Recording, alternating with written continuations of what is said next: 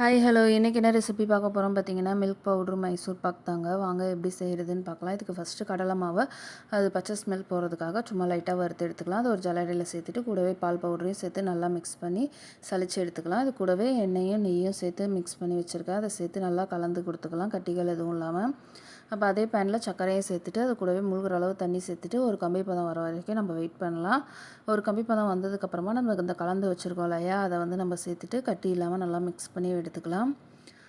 இது நல்லா ஒன்று சேர்ந்து வந்ததுக்கப்புறமா இதில் ஒரு 1/4 கப்பு எண்ணெயை நான் சேர்த்துக்கிறேன். 2 வாட்டியாக சேர்த்துக்கிறேன்.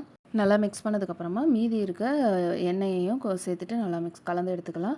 கலந்ததுக்கப்புறமா இது கொஞ்சோண்டு நம்ம கையில் எடுத்து உருட்டி பார்த்தோன்னா உருண்டு வந்ததுன்னா வெந்துடுச்சின்னு அர்த்தம். நம்ம இப்போ எந்த ட்ரேயில் செட் பண்ண போகிறோமோ அதில் எண்ணெய் தடவி வச்சுட்டு அதில் ஊற்றி நம்ம செட் பண்ணிக்கலாம். இதை 1 மணி நேரத்துக்கிட்ட நல்லா ஆற வச்சு எடுத்துக்கலாம். அப்புறம் என்ன சைஸில் வேணுமோ அதுக்கேற்ற மாதிரி பீசஸ் போட்டு கட் பண்ணி எடுத்தோன்னா சூப்பர் டேஸ்டியான milk powder Mysore pak ready. Thank you for வாட்சிங்.